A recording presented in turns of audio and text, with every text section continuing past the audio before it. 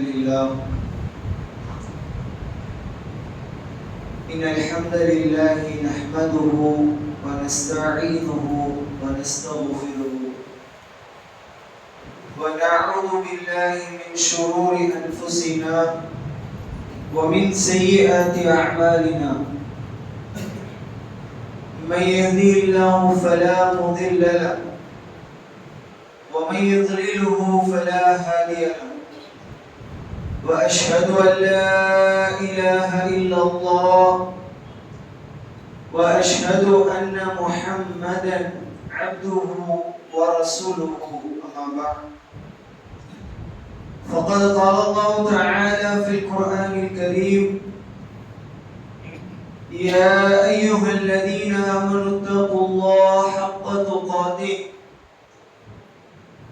ولا تموتن إلا وأنتم مسلمون يا أيها الناس اتقوا ربكم الذي خلقكم من نفس واحدة وخلق منها زوجها وبث منهما رجالا كثيرا ونساء واتقوا الله الذي تساءلون به والأرحام إن الله كان عليكم رقيبا وقال تعالى في آية أخرى أن اتبع ملة إبراهيم حنيفا اللهم إني أسألك علما نافعا ورزقا طيبا وعملا متقبلا ربي زدني علما.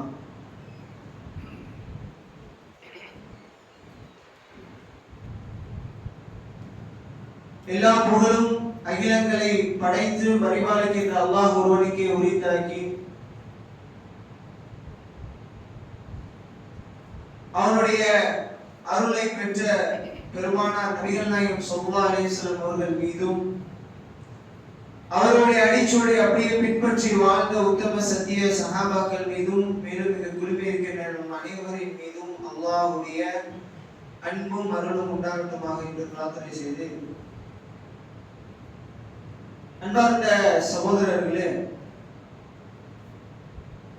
இஸ்லாம் ஒரு உயிரோட்டமான வாழ்வியல் நெறி.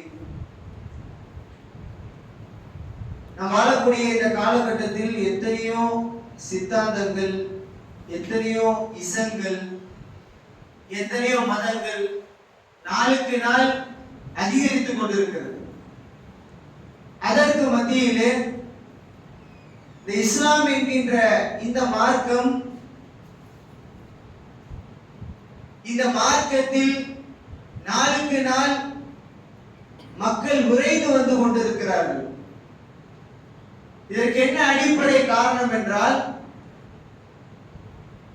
இது ஒரு உயிரோட்டமான வாழ்வியல் நெறியை இந்த மார்க்கம் கட்டமைக்கப்பட்டிருக்கிறது. அன்பார்ந்த சகோதரர்களே, இந்த உபதேசத்துல நம்ம ரொம்ப கவனிக்க வேண்டிய ஒரு விஷயம் என்னவென்றால், இவ்வளவு ஒரு அற்புதமான ஒரு மார்க்கம் நமக்கு கிடைத்திருக்கிறது. இந்த மார்க்கத்தை பெற்றுக் கொண்டிருக்கக்கூடிய இஸ்லாமியர்களாகிய நாம், அது ஆண்களாக இருக்கட்டும் பெண்களாக இருக்கட்டும், இந்த யதார்த்தத்தோடு நம்முடைய காலத்தை நாம் கழிக்கிறோமா? நீ இஸ்லாமிய மக்களுக்கு மத்தியிலே ஒரு சில கண்ணோட்டங்கள் இருக்கிறது. மார்க்கத்தை பற்றியான ஒரு சில தவறான எண்ணங்களை, சிந்தனைகளை மார்க்கமாக நாம் எண்ணிக்கொண்டிருக்கிறோம். எப்படின்னா, உதாரணத்திற்கு சில இபாதத்துகள் அந்த சீசனில் மட்டுமே பேசப்படக்கூடிய இபாதத்துகளாக இன்று நம்மிடத்தில் இருக்கிறது. ரமலான் வந்து விட்டால் குர்ஆனை அதிகமாக நம்ம ஓத வேண்டிய காலம், உண்மைதான். ஆனால் அதற்கு பிறகு அந்த நாட்களை விட்டுவிட்டால் நமக்கும் குர்ஆனுக்கும் தொடர்பு இல்லை. ஆஷுராவுடைய நோன்பு வருது, அந்த நாட்களில் நம்ம என்ன செய்யறோம்? அந்த நோன்பை நோக்கும் பொழுது யாரை நினைவு கூறக்கூடியவர்களாக இருக்கிறோம்? அதே போன்று அல்லாஹ்வுடைய தூதர் ரசூலுல்லாஹி ஸல்லல்லாஹு அலைஹி வஸல்லம் இப்படி சில இபாதத்துகளை ஈதுல் அத்ஹா என்று சொல்லக்கூடிய இபாதத் அந்த காலகட்டத்தின் பொழுது நமக்கு பேசப்படக்கூடிய ஒரு வரலாறு நபி இப்ராஹிம் அலைஹிஸ்ஸலாமுடைய வாழ்க்கை வரலாறு. அதே போன்று மூசா அலைஹிஸ்ஸலாமுடைய வாழ்க்கை வரலாறு ஒரு குறிப்பிட்ட நேரத்தில் மட்டும் பேசப்படும். அன்பார்ந்த இஸ்லாமிய சகோதரர்களே, இஸ்லாம் என்கின்ற மார்க்கம் ஒரு சடங்குக்காக, ஒரு சம்பிரதாயத்திற்காக, ஒரு ஃபார்மாலிட்டியாக பின்பற்றக்கூடிய ஒரு மார்க்கம் அல்ல. சில உபதேசங்களை வைங்களேன். உதாரணத்துக்கு ஈதுல் அல்ஹாவின் பொழுது இப்ராஹிம் அலைஹிஸ்ஸலாமுடைய வாழ்க்கை வரலாறு பேசப்படும். இப்படி நம்ம என்ன செய்வோம்? நமக்கு நம்ம அதற்கு பிறகு அந்த வரலாறு தெரியாத வரலாறா, கேட்காத வரலாறா என்கின்ற ஒரு மனநிலைக்கு வரும். அன்பார்ந்த இஸ்லாமிய சகோதரர்களே, இஸ்லாமிய மார்க்கம் இந்த கட்டமைப்பில் நம்மை உருவாக்கவில்லை. ரசூலுல்லாஹி ஸல்லல்லாஹு அலைஹி வஸல்லம் அவர்களும் அவருடைய தோழர்களை இப்படிப்பட்ட ஒரு பின்பற்றின அவர்களை உருவாக்கல. உயிரோட்டமாக சஹாபாக்களை உருவாக்கினார்கள். உபதேசம் என்றால் இன்று நம்முடைய மனநிலை என்ன? ஜும்மாவுடைய குதுபா, அதில் சில பேசப்பட்ட தலைப்புகளாக இருந்தால் தக்வா சம்பந்தமாக, அல்லது சதகா கொடுப்பது, ஜகாத் என்றால் ரமலானில் பேசப்பட வேண்டிய தலைப்பு என்று இன்று சில தலைப்பு விரும்பிகளாக நாம் மாறிவிட்டோம். இஸ்லாம் இப்படி நமக்கு உபதேசத்தை கேட்க வேண்டும், இப்படிதான் நீங்கள் அணுக வேண்டும். ஒரு கேட்ட தலைப்பை, ஒரு கேட்ட விஷயத்தை மீண்டும் கேட்பதை தெரிந்த விஷயம் தானே என்ற ஒரு மனநிலை நமக்கு வருது. இப்படிப்பட்ட நிலையில் மார்க்கம் உபதேசத்தினுடைய அடிப்படை நமக்கு உருவாக்கி தரல. நாங்களாம் ஆரம்ப 30 வருஷம் 40 வருஷமாக தௌஹீதுல இருக்கிறோம். இதெல்லாம் நாங்க கேட்ட அப்பொழுது தலைப்பு. நீ கரண்ட்ல என்ன இருக்கு, ரெண்டாவது இப்ப பேசப்பட வேண்டிய விஷயம் என்ன? அன்பார்ந்த சகோதரர்களே, உபதேசம் என்பது உங்களுடைய உணர்ச்சிகளை தூண்டுவதற்கல்ல. அல்லாஹ் குர்ஆன்ல என்ன சொல்லி காட்டுறான்? உபதேசம் என்றால் என்ன? அந்த உபதேசம் யாருக்கு பயனளிக்கும்? வதக்கிர் ஃபஇன்ன திக்ரா தன்ஃபஉல் முஃமினீன். இறை நம்பிக்கையாளர்களுக்கு அல்லாஹ்வை பற்றி உபதேசம் செய்யப்பட்டால் அவர்களுக்கு பயனளிக்கும். இதுதான் உபதேசத்துக்கு அல்லாஹ் சொல்லக்கூடிய வரைவிலக்கணம். அது நீங்க கேட்ட தலைப்பாக இருந்தாலும் சரி. அன்பார்ந்த சகோதரர்களே, இந்த கண்ணோட்டத்தோடு நாம் ஒரு சில விஷயங்களை இன்னைக்கு பார்க்க இருக்கிறோம். அப்ப இஸ்லாம் என்பது ஃபார்மாலிட்டிக்காக நம்ம எது செய்யறது கிடையாது. நாம் செய்யக்கூடிய ஒவ்வொரு அமலும் உயிரோட்டத்தோடு நாம் செய்ய வேண்டும், ஆர்வத்தோடு செய்யணும், ஆசையோடு செய்யணும். ஜுமாவுடைய குத்பா அது ஒரு இபாதத். அல்லாஹ்விற்காக நான் செய்யக்கூடிய ஏனைய காரியங்கள், சதகாக்கள் அது ஒரு இபாதத், தொழுகை அது ஒரு இபாதத் என்கின்ற ஒரு உயிரோட்ட கண்ணோட்டத்தோடு நாம் அணுகணும். நீ இந்த மனநிலை நம்மகிட்ட இல்லை. இதான் நம்ம கவனிக்க வேண்டிய மிக முக்கியமான விஷயம். அன்பார்ந்த சகோதரர்களே, அல்லாஹ் சுப்ஹானஹு வ தஆலா இப்ராஹிம் அலைஹிஸ்ஸலாம் அவர்களை பற்றி ஒரு சில செய்திகளை அல் குர்ஆன்ல சொல்றான். நீங்க நல்லா யோசிச்சு பாருங்க. நம்ம உம்மத்தே முஹம்மதியா, ரசூலுல்லாஹ்வுடைய உம்மத், நமக்கு யாருடைய வாழ்க்கை வரலாறு சொல்றதுக்கு அதிகமான வரலாற்று இணைப்புகள் யாரை பத்தி இருக்கணும்? ரசூலுல்லாஹ்வுடைய வாழ்க்கை வரலாறு பத்தி தான் இருக்கணும்.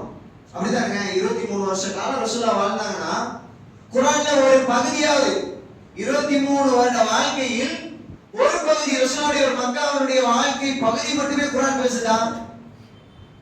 கிடையாது. அல்லாஹ் சுப்ஹானஹு வ தஆலா சில நபிமார்களுடைய வாழ்க்கையினுடைய பாடங்களையும் அவர்கள் செய்த தியாகங்களையும் அர்ப்பணிப்புகளையும் நம்ம உம்மத்திற்கு அல்லாஹ் சொல்லித்தார். அப்ப இதுல என்ன விளங்குது? மெசேஜ் யார்கிட்ட இருந்து வர்றது என்பது, எந்த நபிமாருடைய வாழ்க்கையில் வர்றது என்பது விஷயம் அல்ல. அதை பின்பற்றக்கூடியவர்களாக நாம் மாற வேண்டும். அதான் ரசூலுல்லாஹ்வுக்கு அல்லாஹ் சொல்றான், அனித்தபி மில்லத இப்ராஹிம் ஹனீஃபா. நபியே, நீங்க இப்ராஹிமுடைய மார்க்கத்தை பின்பற்றுங்க. அன்பார்ந்த சகோதரர்களே, இந்த இப்ராஹிம் அலைஹிஸ்ஸலாமுடைய வாழ்க்கையில ஒரு சில முக்கியமான நிகழ்வுகள் இருக்கு. அது ரசூலுல்லாஹ்வுடைய உம்மத்தாகி நமக்கு பயன்படும், நமக்கு பயனளிக்கும். அதை உயிரோட்டமான உபதேசமாக நாம் பார்த்தால் அந்த செய்தி என்னுடைய வாழ்க்கையிலும் நடைபெற வேண்டும், இறைவனுடைய பொருத்தத்தை பெறுவதற்காக, நாளை மறுமையில் அல்லாஹ்விடத்தில் உயர்ந்த கூலியை பெறுவதற்காக என்ற சிந்தனையோடு இருந்தால் அந்த உபதேசம் நம் அனைவருக்கும் பயனளிக்கும். இன்ஷா அல்லாஹ் அல்லாஹ் பயனளிக்கக்கூடிய பாக்கியத்தை தரும். அதாவது இப்ராஹிம் அலைஹிஸ்ஸலாமுடைய மார்க்கத்தை பற்றி அல்லாஹ் சொல்லும்போது ஹனீஃபா என்று அல்லாஹ் சொல்றான்.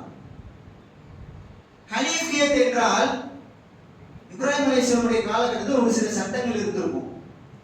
அது அல்லாஹ் என்ன செய்வானா, அப்படியே ரசூலுல்லாஹ்வுடைய உம்மத்திற்கும் அல்லாஹ் அந்த சட்டத்தை அப்படியே கொண்டு வந்திருப்பான். எல்லா சட்டமும் இல்லை, ஒரு சில சட்டங்கள். அதனால ஹனீஃபியத் என்றால் இப்ராஹிம் அலைஹிஸ்ஸலாமுடைய காலகட்டத்திலிருந்து யௌமுல் கியாமா மறுமை நாள் வரைக்கும் அந்த சட்டத்தை இந்த உம்மத்துல எல்லாருமே பின்பற்றணும். அதுல ஒண்ணுதான் இந்த சத்னா பண்றதுன்னு இருக்குல்ல. ரசூலுல்லாஹி ஸல்லல்லாஹு அலைஹி வஸல்லம் என்ன சொல்லுவாங்க, குழந்தை பிறந்துருச்சுன்னா பிறந்த குழந்தை 7வது நாள் என்ன செய்யலாம், சத்னா விடுவது ரசூலுல்லாஹ்வுடைய சுன்னா. இது அல்லாஹ் யாருக்கு இந்த நடைமுறை அல்லாஹ் யாருக்கு முதலில் ஆரம்பித்தாங்க, இப்ராஹிம் அலைஹிஸ்ஸலாம் அவங்களுக்கு இந்த ஷரியா வந்தது. ரசூலுல்லாஹ்வுடைய உம்மத்து அவங்களுக்கு தான் அல்லாஹ் முதல்ல இதை கட்டளையிட்டான். இப்ராஹிம் அலைஹிஸ்ஸலாமுடைய வாழ்க்கையினுடைய அர்ப்பணிப்பு இந்த முஸ்லிம் சமுதாயத்தில் அல்லாஹ் சுப்ஹானஹு வ தஆலா ஒரு பிள்ளை இந்த முஸ்லிம் சமுதாயத்தில் பிறக்கிறது.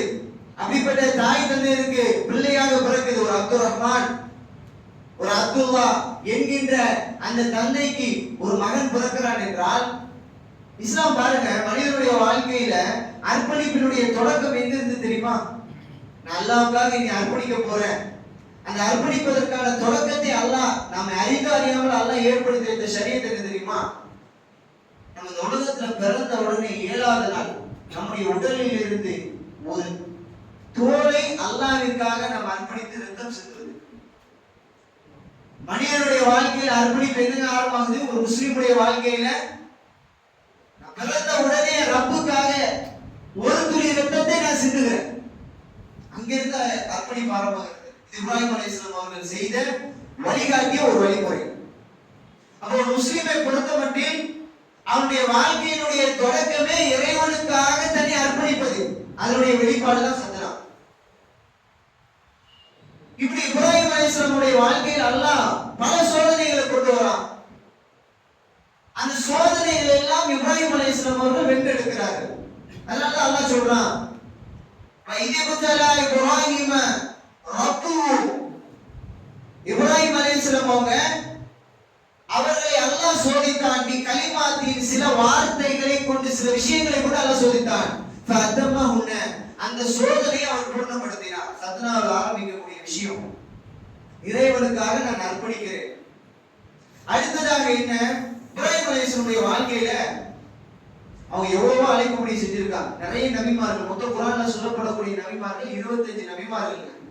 அந்த 25 நபிமார்களுடைய வாழ்க்கை வரலாறுல எல்லா நபிமார்களும் அழைப்புப்படி செஞ்சாங்க, அப்படிதானே? எல்லா நபிமார்களும் இறை அழைப்புப்படியே செய்தார்கள்.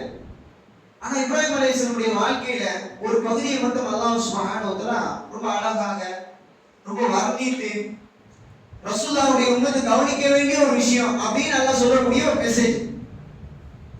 ஃபர்ஸ்ட் நம்ம ஒரு செய்தியை விளக்கணும். இந்த உலகத்திலே அல்லாஹ்வுக்கு பிடித்தமான செயல் என்ன தெரியுமாங்க? நீங்க நம்மளுக்கு இந்த உலகத்துல சில விஷயம் பிடிச்சமான செயல் இருக்கும். இது செய்யறது எனக்கு பிடிக்குங்க, இது பண்ணா எனக்கு மகிழ்ச்சியாக இருக்கும். ஒவ்வொருத்தங்களுக்கு பல சிந்தனைகள் இருக்கும். அது நம்முடைய மனசுக்கு நாம் இடம் கொடுக்கிறோம். சில பேருக்கு இந்த கோடை காலம் வரும் பொழுது குளிர் பிரதேசத்துக்கு போறது பிடிக்கும். சில பேருக்கு அவங்களுடைய வியாபாரத்தில் அதிகமான ஈடுபாடு இருக்கும். அவங்க சமூகத்தோடு பயணிப்பதை விட வியாபாரத்தில் இருக்கிறத விரும்புவாங்க. ஏன்னு சொன்னா அந்த வியாபாரத்துக்கு ஏதோ ஒரு மோகம். இப்படி ஒவ்வொருத்தருக்கும் ஒவ்வொரு விஷயம். சில பேருக்கு இப்படி கூட மனநிலை, அவங்க குடும்பத்திற்கு நேரத்தை கொடுப்பவர்களாக இருப்பார்கள், மார்க்க விஷயத்தை கொடுக்க மாட்டாங்க. அதுல மட்டும் அவங்க ரொம்ப முக்கியத்துவமா அதை மட்டுமே அவங்க கவனிக்கக்கூடியவர்களாக இருப்பாங்க. ஒவ்வொரு விருப்பம் இருக்கும். ஆனா இதெல்லாம் மனிதர்களுக்கு பிடித்தமான விருப்பம். நம்ம மன நம்ம மனசு சொல்லுது இதெல்லாம் எனக்கு பிடிச்சிருக்கு. அல்லாஹ்வுக்கு பிடிச்ச மாதிரி ஒரு அடியார் வாழணுங்க. அதான் ரொம்ப வாழ்க்கையில முக்கியமான விஷயம். நான் அல்லாஹ்வுக்கு பிடித்த மாதிரி வாழணும். அல்லாஹ்வுக்கு பிடித்த மாதிரி வாழ்ந்தா என் வாழ்க்கையில எல்லாமே வெற்றி தான். எனக்கு மன நிம்மதி கிடைக்கும், நான் சந்தோஷமா இருப்பேன், இறைவனுடைய அருள் கிடைக்கும், யாருடைய கோபத்தை நான் சம்பாதிக்க முடியாது. ஏன்? அல்லாஹ்வுடைய அன்பு கிடைத்து விட்டால் உலகத்தில் உள்ள எல்லோருடைய அன்பையும் வென்று விடலாம். ஒன்னில நம்ம இருக்கிறோம், திடீர்னு ஒரு மாவட்ட கலெக்டர் நம்மளை கூப்பிட்டு இன்னார நீங்க கூப்பிட்டு அவருக்கு ஒரு லெட்டர் போடுங்க, என்னை அவர் சந்திக்கணும்னாருன்னா சாதாரண ஒரு நபரா இருக்கும். ஒரு சாதாரண ஒரு கலெக்டர் இருந்து நமக்கு ஒரு கடிதம் வந்தாலே நம்ம அதை பெருசா பார்க்கணும். அவர் நம்மளை நேசிச்சுட்டா, அல்லாஹ் நேசிச்சுட்டா. அப்ப அல்லாஹ்வுக்கு நேசமான சில செயல்களை செய்ய வேண்டும். அந்த செயல்களில் ஒரு முதன்மையான விஷயம் என்ன தெரியுமா? இந்த உம்மத்துல நீங்க தௌஹீதை எடுத்து சொல்லணும். இந்த உம்மத்திற்கு வணங்க தகுதியானவர் அல்லாஹ் தான் என்ற செய்தியை நீங்க எடுத்து சொல்லணும். அல்லாஹ்வை அறிமுகப்படுத்தணுங்க. நீங்க அறிமுகப்படுத்தினால் அல்லாஹ் உங்களை கண்ணியப்படுத்துவான். நீங்கள் அல்லாஹ்வை அறிமுகப்படுத்தினால் அல்லாஹ் உங்களுடைய அந்தஸ்தை உயர்த்துவான். உங்களுடைய வார்த்தையை அல்லாஹ் நேசிப்பான். உங்களுக்கு அல்லாஹ் அங்கீகாரத்தை கொடுப்பான். எப்படிங்க? இதுதான் இப்ராஹிம் அலைஹிஸ்ஸலாமுடைய வாழ்க்கையில ஒரு முக்கியமான பகுதி. அவங்க தாவா செஞ்சாங்க. அந்த தாவால அல்லாஹ்வுக்கு பிடித்தமான ஒரு தாவா. அரசருக்கு முன்னாடி போய் இஸ்லாத்தை சொல்றாரு. யாருக்கு முன்னாடி? ஆட்சியாளருக்கு முன்னாடி இஸ்லாத்தை சொல்றாரு. எப்படி சொல்றாரு? அல்லாஹ்வுடைய சில தன்மைகளை சொல்லி காட்டுறார். இது قال இப்ராஹிம் ரப்பி அல்லதி யுஹ்யி வ யுமீத். இப்ராஹிம் அலைஹிஸ்ஸலாம் அவங்க ஆட்சியாளருக்கு முன்னாடி சொன்னாங்க, என்னுடைய ரப்ப யாரு தெரியுமா? அவன் உயிரை கொடுக்குறான், உயிரை எடுக்கிறான். தெரிஞ்ச விஷயம் தான். இதுல என்ன பியூட்டினா, கவனிக்கப்பட வேண்டிய விஷயம் என்னன்னா, இப்ராஹிம் அலைஹிஸ்ஸலாம் அவர்கள் செய்த அந்த அழைப்பு பணியை அல்லாஹ் விரும்பிட்டான். அதை விரும்பியதுனாலதான் முஹம்மதுடைய உம்மத்தாகிய நீங்க என்ன செய்யணும்? அவர் செய்த அந்த அழைப்பு பணியை போட்டு நீங்களும் செய்யணும். அவருடைய சொன்ன வார்த்தையை கூட அல்லாஹ் விடலைங்க. அல்லாஹ் குர்ஆன்ல எப்படி சொல்லிருக்கலாம்? இப்ராஹிம் அலைஹிஸ்ஸலாம் அவங்க அரசருக்கு முன்னால் அழைப்பு பணி செய்தார், அல்லாஹ்வின் பக்கம் அழைத்தார், முடிஞ்சிச்சா சப்ஜெக்ட். ஆனா அல்லாஹ் என்ன சொல்றான்? அவர் எப்படி கூப்பிட்டார் தெரியுமா? அல்லாஹ்வுடைய சிஃபத்துகளை, தன்மைகளை, தௌஹீத் ருபூபியத் என்ற அல்லாஹ் தான் படைக்கக்கூடியவன், அவன் தான் உயிர் கொடுக்கக்கூடியவன், அவன் தான் உயிரை எடுக்கக்கூடியவன் என்ற தன்மைகளை எல்லாம் அந்த அரசருக்கு முன்னால் இப்ராஹிம் அலைஹிஸ்ஸலாம் அவங்க விவரித்து சொன்னார். என்று யார் சொல்லி காட்டுறான்? எல்லாம் சொல்லி காட்டுறான். இந்த உலகத்துல நம்ம எவ்வளவோ செயல்கள் செய்யறோம். ஒரு நாள் வாழ்க்கையில லைஃப்ல நின்று அல்லாஹ் தான் வணங்க தகுதியானவன் ஒருத்தருக்கு மெசேஜ் கொடுத்துறீங்களேன், அல்லாஹ் நம்மளோட ரொம்ப நேசிக்கும். இப்ராஹிம் அலைஹிஸ்ஸலாமுடைய வாழ்க்கையில் இந்த உம்மத்து பெறக்கூடிய மிக முக்கியமான ஒரு பாடம், இரண்டாவது பாடம், அர்ப்பணிப்பினுடைய இரண்டாவது வடிவம், அல்லாஹ்வை சமுதாயத்தில் அறிமுகப்படுத்தணும். சரி, ஏன் அல்லாஹ்வை அறிமுகப்படுத்தணும்? ஏன் அறிமுகப்படுத்த வேண்டும் என்றால், நிறைய விஷயம்லாம் வேணாங்க. சிம்பிளா சொல்லலாம், நீ நம்ம இந்த இஸ்லாம் என்ற மார்க்கத்தை எந்த ஒரு சங்கடமும் இல்லாம, எந்த ஒரு சிரமமும் இல்லாம சுதந்திரமா பின்பற்றிட்டு இருக்கோம். உண்மைதானங்க? இது அல்லாஹ் கொடுக்கக்கூடிய மிகப்பெரிய ஒரு நியாமத். இது நான் ஏன் இந்த மார்க்கத்தை சொல்றோம்? ஏன்னா இந்த மார்க்கத்தை எந்த ஒரு சிரமமும் இல்லாமல் அல்லாஹ் கொடுத்திருக்கிறான், எந்த ஒரு கஷ்டமும் இல்லாமல் அல்லாஹ் கொடுத்திருக்கிறான். இப்ராஹிம் அலைஹிஸ்ஸலாம் அவர்கள் தாங்கிக் கொண்ட மார்க்கத்தை தன்னுடைய குடும்பத்திற்கும் சேர்க்க வேண்டும் என்று ஆசைப்பட்டார்கள். அல்லாஹ் சொல்லி காட்டுறான். இப்ராஹிம் அலைஹிஸ்ஸலாம் அவங்க கிடைச்சிருச்சு இஸ்லாம், தன்னோட வச்சுக்கணும்னு நினைக்கல. தனக்கு நபி என்ற அங்கீகாரம் கிடைச்சிச்சு, அது தன்னோட நிறுத்திக் கொள்ளவில்லை. இப்ராஹிம் அலைஹிஸ்ஸலாம் அவங்க குடும்பத்துக்கும் கிடைக்கணும் முயற்சி செய்றாங்க. பாப்பாவுக்கு சொல்றாங்க. ஒரு கட்டத்துல பாப்பா ஏற்றுக்கொள்ள மறுக்கிறாரு, மூத்த ஆயிட்டாரு. இருந்தாலும் பாப்பா என்ற ஒரு கவலை அவங்களுடைய உள்ளத்துல வருது. உடனே பாப்பாவுக்காக அல்லாஹ்விடத்துல துஆ செய்றாங்க, யா அல்லாஹ் என்னுடைய தந்தையுடைய பாவத்தை மன்னித்து விடு. அல்லாஹ் சுப்ஹானஹு வ தஆலா அல் குர்ஆன்ல சொல்லி காட்டுறான், ஃபலம்மா தபையன லஹு அன்னஹு அதுவு லில்லாஹ். இப்ராஹிமே, நீங்க யாருக்காக பிரார்த்தனை செய்தீர்களோ அவர் அல்லாஹ்வுடைய எதிரி. ஏன்? இணை வைத்த நிலையில் ஒருவர் மரணித்து விட்டால் அவருக்காக நீங்கள் மன்னிப்பு தேடினாலும் அல்லாஹ் மன்னிக்க மாட்டார். கோரிக்கை ஏற்றுக்கொள்ளப்படாது, நபியாக இருந்தாலும் சரி. இது அல்லாஹ் என்ன சொல்லி காட்டுறான்? அன்பார்ந்த சகோதரர்களே, பாருங்க, அல்லாஹ்வை அறிமுகப்படுத்துவதற்கு இப்ராஹிம் அலைஹிஸ்ஸலாம் என்ன செஞ்சாங்க? கிடைச்ச மார்க்கம், கிடைத்த பதவி, தகுதியை தன்னோட வைத்துக் கொள்ளல, சமுதாயத்துக்கு கொண்டு போய் சேர்த்தாங்க. நீ இஸ்லாம் நமக்கு கிடைச்சிருச்சு, நான் ஏன் இஸ்லாத்தை சொல்லணும்? ஒண்ணு இல்ல, இந்த மார்க்கத்தை அல்லாஹ் உங்களுக்கு கொடுத்திருக்கிறான். இது நேரான வழி. சில நபிமார்கள் அவருடைய தந்தைக்கு இந்த மார்க்கம் கிடைக்கல என்று அல்லாஹ்விடத்தில் மன்றாடுகிறார்கள். யா அல்லாஹ், இந்த வாப்பாவுக்கு நீ பாவ மன்னிப்பு தா. அல்லாஹ் சொல்றான், இப்ராஹிமை மன்னிக்க முடியாது. யாருங்க? அல்லாஹ்வுடைய நேசத்தை பெற்ற ஒரு நபி. நபி நூஹ் அலைஹிஸ்ஸலாம் 950 வருடங்கள் அல்லாஹ்வின் பக்கம் அழைத்த ஒரு நபி, ரசூல். அவங்களுடைய மனைவிக்கு மகனுக்கு இஸ்லாம் கிடைக்கல. ஏங்க? இந்த உம்மத்திற்காக 23 வருட காலம் அர்ப்பணிப்பு செய்தோம் ரசூலுல்லாஹி ஸல்லல்லாஹு அலைஹி வஸல்லம். அவங்களுடைய மூதாயிட்டாங்க.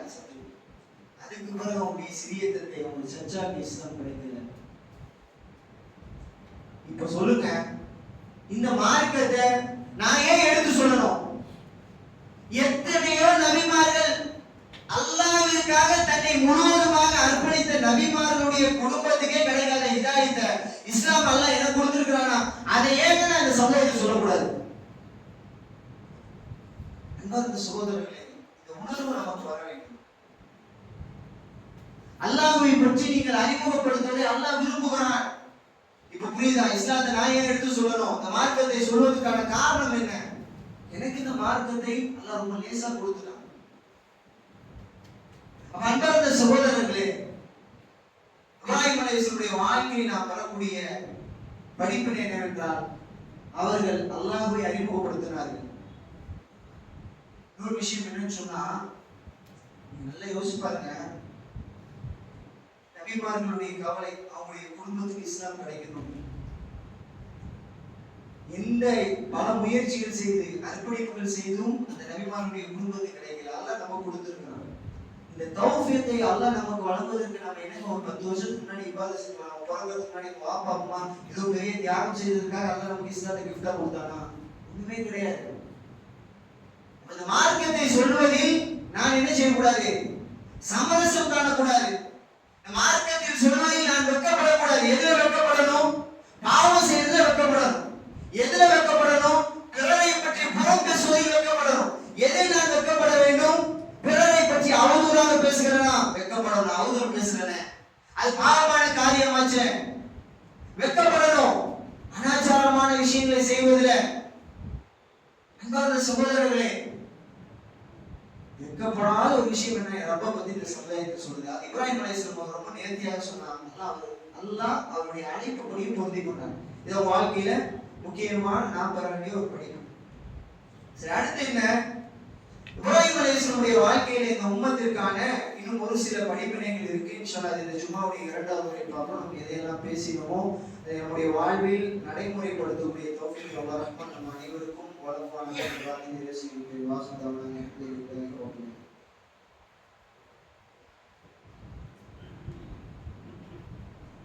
அல்ஹம்துலில்லாஹி ரப்பில் ஆலமீன் வஸ்ஸலாத்து வஸ்ஸலாமு அலா ரசூலில்லாஹி அம்மா பஅத். அன்பார்ந்த இஸ்லாமிய சகோதரர்களே,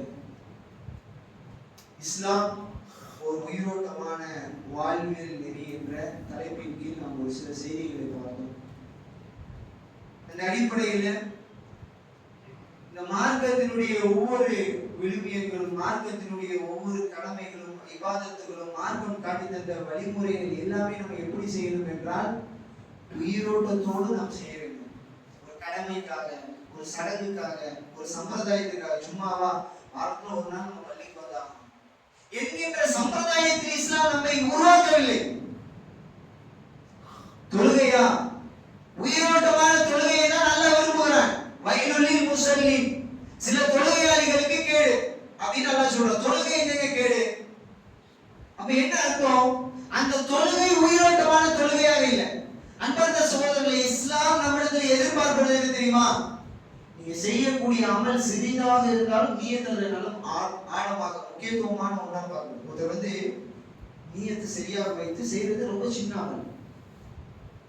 ஒரு இடத்துல நியத்துல செய்யறது பெரிய அமல். உதாரணத்துக்கு ஒருவர் 2 ரக்காயத்து நியத்தோட அல்லாஹ்வுக்காக நான் இஹ்லாஸா தொழுவாங்க. இன்னொருத்தர் 1 லட்சத்துக்கு ஒரு பள்ளிக்கு தானம் செய்யறாரு. ஆனா எதுக்கு கொடுத்தேன்னு தெரியல, இருக்கிறத கொடுத்துருவோம், நம்ம நிறைய வச்சிருக்கிறோமே கொடுக்குறாரு. இங்க அமல் சிறிது, ஆனால் அவருடைய எண்ணம் அல்லாஹ்விற்காக இக்லாஸாக உயிரோட்டமாக அதை செய்தால் தான் அல்லாஹ்விடத்துல மதிப்பு. நம்முடைய பார்வையில இன்னைக்கு ஜீரோக்கள் கூட கூட கூட கூட நமக்கு அது மதிப்பா தெரியும். அல்லாஹ்வுடைய பார்வையில இன்னைக்கு ஜீரோ போடுற விஷயம் இல்ல. நீ செய்யறது ஒரு சின்ன விஷயமா இருக்கு. ஒரு 10 ரூபாய் கொடுக்குற, ஒரு 1000 ரூபாய் கொடுக்குறாரு, சதக்கா ரெண்டு பேருமே சதக்கா தான். ஆனால் அல்லாஹ்வுடைய பார்வையில் கொடுத்த 10 ரூபாயை அவர் இக்லாஸா கொடுத்தான். அல்லாஹ்வுக்காக கொடுக்குறப்பா, கொடுக்கும்போது 1000 ரூபாய். 4 பேர் பாக்குறாங்க, தனவந்தரா காக்கா எப்பவுமே கொடுக்க முடியும். இந்த அடிப்படையில் இருக்கு. அதனால அன்பார்ந்த சகோதரர்களே, நாம் இஸ்லாம் இதை ரொம்ப அழுத்தமா சொல்லுது. நீ உபதேசத்தை நம்ம எந்த கண்ணோட்டத்தோட பார்க்கணும்? உயிரோட்டமா பார்க்கணும். யார் வேணா பேசிட்டு சொல்லப்படுறது குர்ஆன் சுன்னா, குர்ஆன் ஹதீஸ். அது என் வாழ்க்கையில பயனளிக்கும். அல்லாஹ் சொல்றான், உபதேசம் யாருக்கு பயனளிக்கும்? முஃமின்களுக்கு பயனளிக்கும். ஒருத்தர் சொல்றாரு, நான் சும்மா உபதேசம் கேட்டாங்க, அல்லது ஒரு மௌலவியோட பயானை கேட்டேன், எனக்கு பயனளிக்கல. பிரச்சனை யார்கிட்ட இருக்கு? கேட்ட நம்மகிட்ட இருக்கு. சொல்லப்பட்டது குர்ஆன் ஹதீஸ். யார் சொன்னது ரெண்டாவது விஷயம். சொல்லப்படுறது குர்ஆன் ஹதீஸ், சரியான மன்ஹஜ் விளங்கணும் சொல்றாங்க. அன்பார்ந்த சகோதரர்களே, இஸ்லாம் நமக்கு எல்லா இடத்திலும் வலியுறுத்தி சொல்வது உங்களுடைய அமல்களில் உயிரோட்டம் இருக்க வேண்டும். ஒரே ஒரு விஷயம் இப்ராஹிம் அலைஹிஸ்ஸலாமுடைய வாழ்க்கையில், அது நம்ம எல்லாரும் தெரிந்து கொள்ள வேண்டிய ஒரு விஷயம். இப்ராஹிம் அலைஹிஸ்ஸலாம் அவங்க அல்லாஹ் சொல்றான், இறை ஆலயத்தை கட்டிருங்க. அல்லாஹ்வுடைய காபா என்ற அந்த புனித ஆலயத்தை நீங்க என்ன செய்யணும்? கட்டி முடிக்கணும். அல்லாஹ் ஒரு கட்டளை இடுறான். தந்தையும் மகனும் சேர்ந்து நேர்த்தியாக இந்த இபாதத்தை நடைமுறைக்கு அல்லாஹ்வுடைய கட்டளையை நிறைவேற்றுகிறார்கள். ஒரு அல்லாஹ் சொன்ன கட்டளையை நிறைவேற்ற ஒரு அமல் செஞ்சிட்டான். இந்த முஸ்லிம் சமுதாயத்துக்கு இந்த எண்ணம் எப்பொழுதும் வந்துகிட்டே இருக்கும். நீ நம்ம நிறைய அமல் செய்யறாங்க. ரமலான்ல நிறைய தொழுது இருப்போம், குர்ஆன் ஓதி இருப்போம், சதகா செஞ்சிருப்போம், ஜகாத் கொடுத்திருப்போம், அல்லது இப்ப ஹஜ்ஜுடைய காலம் ஹஜ் செஞ்சிருப்போம், அல்ல உம்ரா செஞ்சிருப்போம். நமக்கு என்ன கவலை வரணும்னா, நான் செய்த இபாதத்தை அல்லாஹ் ஏற்றுக்கொள்வானா? அது ரொம்ப முக்கியமான விஷயம்.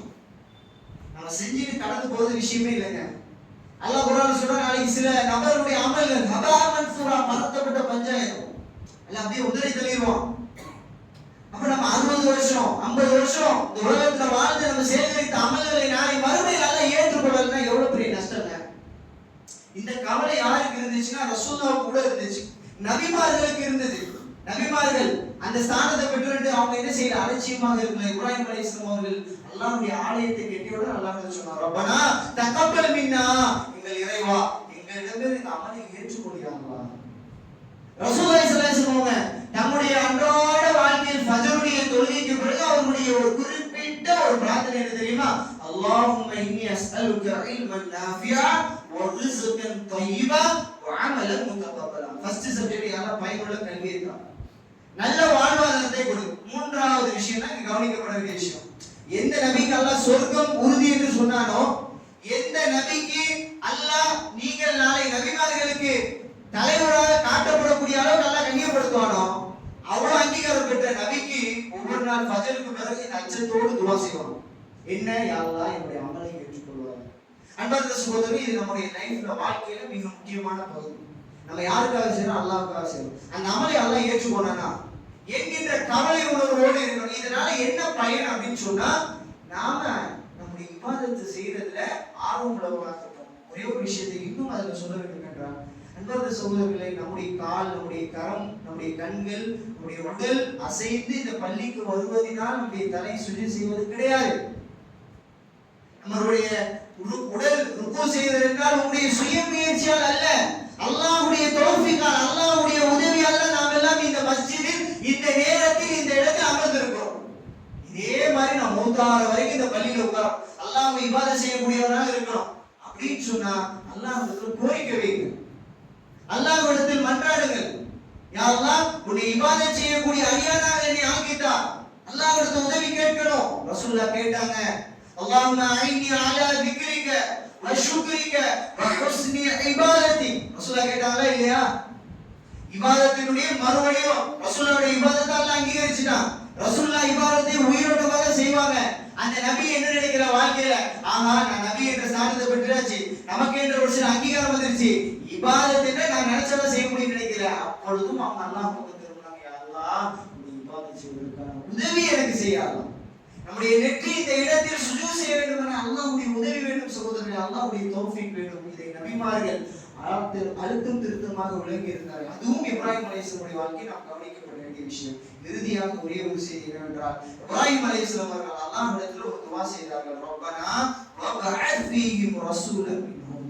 இப்ராஹிம் அலைஹிஸ்ஸலாம் என்ன கேட்டாங்க? யா அல்லாஹ், எங்களிலிருந்து ஒரு தூதரை நீ ஏற்படுத்தி தா அப்படின்னு துஆ செஞ்சாங்க. இப்ராஹிம் அலைஹிஸ்ஸலாமுடைய துஆவினுடைய வெளிப்பாடாக அல்லாஹ் யாரை கொடுத்தான்? ரசூலுல்லாஹி ஸல்லல்லாஹு அலைஹி வஸல்லம் அவர்கள் அல்லாஹ் கொடுத்தான். அப்படிதானே? இப்ராஹிம் அலைஹிஸ்ஸலாம் அவர்களுக்கு பிறகு அந்த உம்மத்துல யார் வந்தா? அவங்களுடைய சந்ததியின் பக்கம் ரசூலுல்லாஹ் தான். இறுதி தூதர் ரசூலுல்லாஹி ஸல்லல்லாஹு அலைஹி வஸல்லம் அவங்க. இப்ராஹிம் அலைஹிஸ்ஸலாம் அவர்களுக்கும் ரசூலுல்லாஹி ஸல்லல்லாஹு அலைஹி வஸல்லம் அவர்களுக்குமான காலகட்ட அளவு எவ்வளவு காலத்துக்கு பிறகு ரசூலுல்லாஹ் அல்லாஹ் தூதராக அனுப்புனா?